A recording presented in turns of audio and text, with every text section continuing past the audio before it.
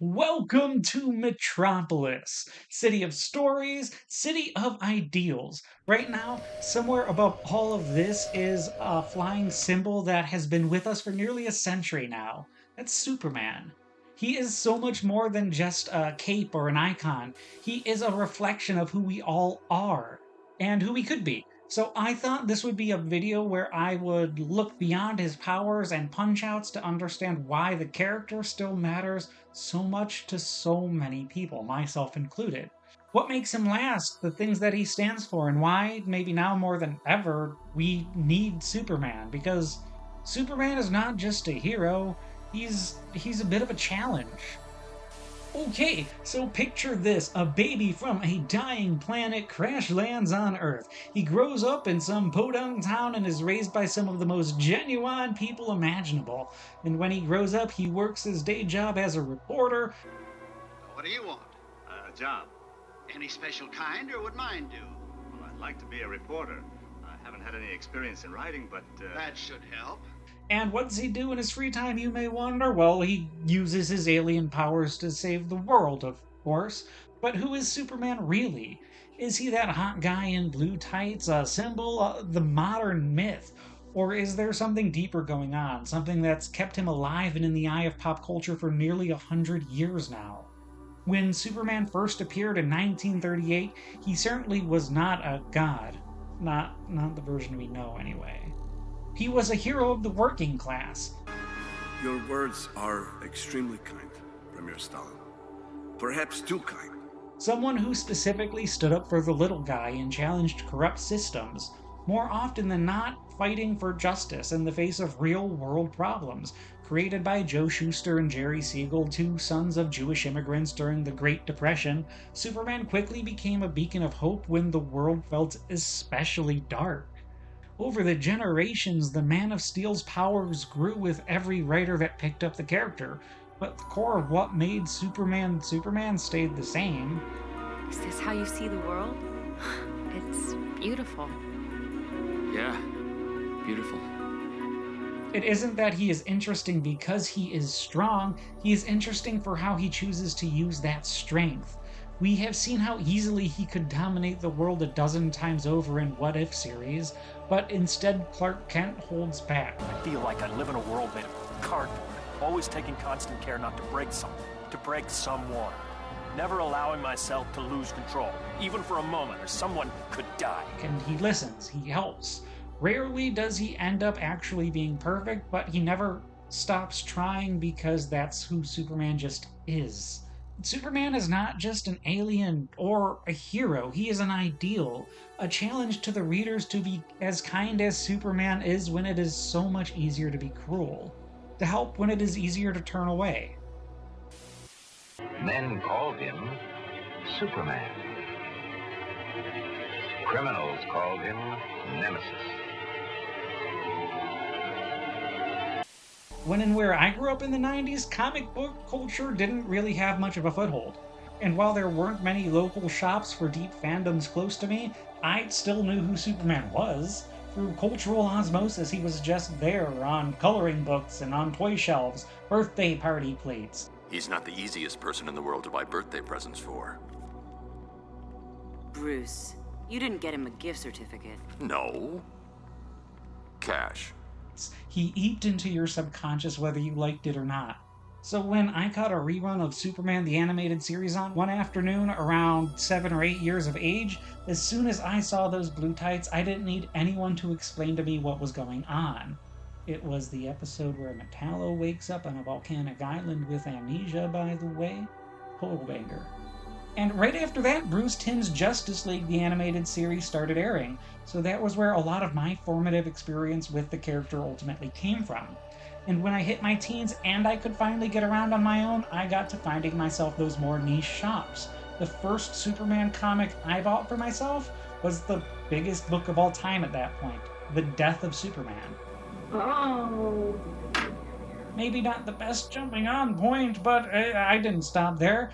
I have eagerly picked up his books on and off throughout the years, and I will never pretend to be his biggest fan in the world, but I do love Superman.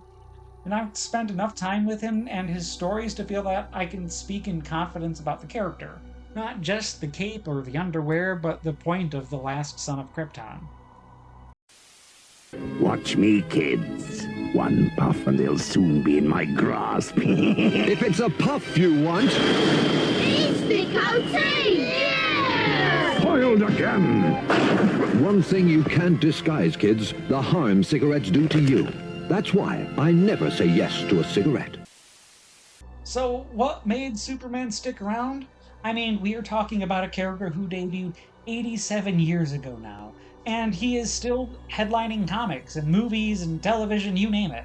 The answer is kind of simple, I think. He was the first. Not necessarily chronologically, but thematically. He set the standard for what a superhero is, the combination of costume and secret identity, his moral code. Superman didn't just wear a blueprint, he was the blueprint. You think you can come to my place of business and call me out? More than that, though, Superman endures because he represents something bigger than just the good guy wins. He is someone to aspire to, not in the be rich and powerful way, but in the be kind and decent, do the right thing, especially when no one is watching way. We used to wrap his presents in lead foil so he couldn't peek. You mean Santa wrapped them? Oh, of course, dear. In every generation, people look at Superman and reshape him to reflect their hopes and their fears, even their ideals. He's been the champion of the New Deal era, a Cold War symbol, and a protector in a post-9/11 world. Usually he's all of these things at once, and at his core, he is the guy who stops to help for anyone and everyone. He listens, he believes in people, especially when they don't believe in themselves. I would say that is why he has lasted. It's not his powers, it's his principle. Superman survives because deep down we want to believe that someone like him could exist. And if we couldn't, then maybe we can try to be a little more like him. Up in the sky, it's a bird. It's a plane! It's a corpse. Come mid-November, Superman will be flying all right. To heaven, his S will grace his casket rather than his chest. And the themes of Superman? Not punching and lifting cars, I promise. His stories are built around timeless themes, but the one I would probably lean on is hope. I mean, we retcon the S on his chest to be the literal symbol of hope on the planet Krypton. On my world, it means hope. Well, here it's an S. And that is because Superman has always been framed as a symbol of hope and optimism. He is supposed to be an ideal that things can get better, that people are worth saving, that even in the darkest of moments it is still worth fighting to move forward. There are also themes like identity. Clark Kent is Superman, but their lives have been in constant conflict and tension between fitting in with humanity and not destroying the world with a sneeze. An alien being human has always been at the central to his character. He is not human. He will never be human, but he was raised as one, and somehow Clark Kent is more human than just about anyone. At any point he could leave the Earth, but he stays. He stays to belong, to find purpose. He stays to reconcile his great power with his great responsibility. Wait, that's someone else.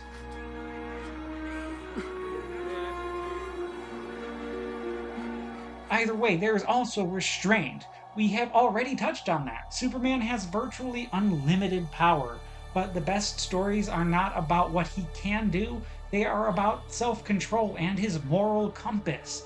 The things that define the character, the fact that he refuses to rule, and when he does, he is strictly a villain. He doesn't retaliate, he serves.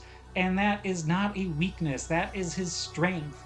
The recurring message of just because you can doesn't mean that you should. What's eating you, Superman? Well, they won't let me play with them. Why not? They say I'm too good. I know how you feel. Why don't you try the Air Force? Will they let me play the outfield? Well, ask your nearest Air Force recruiter. I will. I'll do it. How about you coming along? You could use a job, too. These are themes I think you can see reflected in Superman's most iconic villains. They work not because they are physically strong, but because of how often they challenge just what he stands for. His best rogues force him to confront his ideals, his restraint, even his place in the world. Most notably, there is Lex Luthor. The greatest criminal mind of our time. He is not faster than a speeding bullet, But he does not need to be. He's a genius. He's a master manipulator, and he hates Superman not for his power, but for what he represents. He is a reminder that no amount of human achievement can outshine his genuine selflessness. Or when you do have characters that can stand up to the Man of Steel like General Zod, another Kryptonian, it's a representation of a much darker path. Not unlike all of the Superman clones we have seen in greater pop culture recently. They can be a part of something bigger. Or die. They are what Clark Kent could have become. Someone who uses his power to dominate but to enforce instead of inspire. Or they could just be massive philosophical hurdles in their own right. Bizarro is this unimaginable power without purpose. Brainiac with only logic. And Darkseid? You mean the extremely totalitarian endgame? Absolute control versus freedom and hope? Darkseid is finished. Do with him as you will. You're free. The very strongest of Superman's stories are never about whether he can win or not. They are about what it costs to stay true to who he is while the world tries to twist and turn him into something else. Hi, do you know what this is? It's the letter S. And it stands not only for Superman, but for a lot of other words as well. It's not an S. Which leads me to wonder, how would our world shape Superman if he showed up out of the blue today? Like if in 2005 a ship from Krypton landed on the one blue farm in Kansas and Clark Kent started at the Daily Planet like last week. What do you want? A job. I mean, can you imagine the chaos that would cause? Especially at first, how governments and organizations would scramble to control him, to dox him, and blackmail him. I know you're trying to find out where I hang my cape. You won't. Corporations would try to brand him instantly. News outlets would be dissecting everything from his haircut to his underoos to his ethics. I am confident some people would worship him, and that other people would try to tear him down out of fear and anxiety, just like Luthor. Because that is what we do. For good and bad, we push back and interrogate, especially things we do not understand. Now, would I react? I would like to think I'd be chill. You cape types frost my hide. Why's that, Cold? Nobody pulls off a cape. But I'd probably be terrified.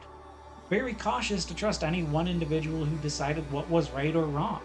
Especially one with the strength and power to back it up on their own entirely. I haven't liked what I have seen when justice is delivered by a single person outside of the movies. Why would he even care about any other views other than his own?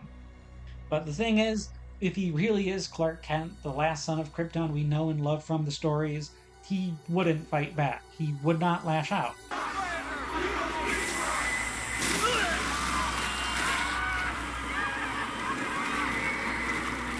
He would stay and help. He would wait and help humanity catch up, because the truth is Superman has never been here to conquer us, or even to save us from ourselves. He is there to remind us that we can be better. We can choose to be better. That we have to try, and that is probably what scares us the most. Superman, if you're so strong, why is Clark Kent such a wimp? Quiet, Tad.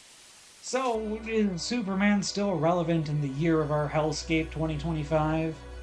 In a world full of morally gray anti-heroes and gritty reboots, endless adaptations and reimaginings, it is fair to wonder whether or not there is still room for the guy at the bar. I don't think that I make them feel safe anymore. Especially since he has been running the same act for so long. It is easy to take him for granted, but that does not mean he is outdated. So even Smallville's rooting for the elite. Now, just the loud, angry, and stupid. I would argue that Superman is more relevant now than ever. We live in a time where power is everywhere, and so often it is misused. In my life, I have never seen trust in institutions at such a low. People are tired, people are overwhelmed, and so many people do not know who to believe in anymore. Superman is a character who is supposed to have all the power in the world and chooses not to exploit it. They've always been wrong about me. I get scared, but that is being human. He tells his audience that strength without compassion means absolutely nothing, and that is not naive. Because that's the thing, Superman is not meant to reflect how the world is, he is meant to reflect how it could be. I think that is why every generation keeps coming back to him. Deep down, we don't just want heroes who look like us, we want heroes who inspire us and want us to be better.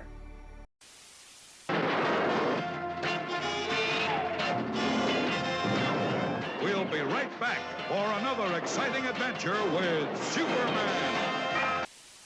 And if I was given the reins, what kind of story would I write? I have been sitting on this question for a few weeks, and I think I finally got a quick little pitch that makes some sense. I would want to tackle a story involving the old Kryptonian gods, characters like Raoul, who I don't think we've seen in years, and bring in that pantheon.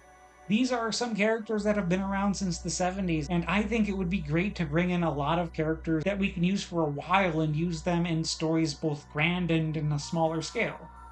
If you give me a long run, it would be something like a contemporary Rosetta, where Superman both fights against, with, and finds ways to ground the gods when they come to a modern-day Earth.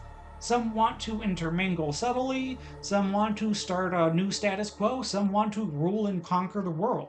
It means we can have a longer odyssey of interspersed stories with an overall grander theme, with a thesis on what does it mean to be a human, a god, and what it means to be something in between.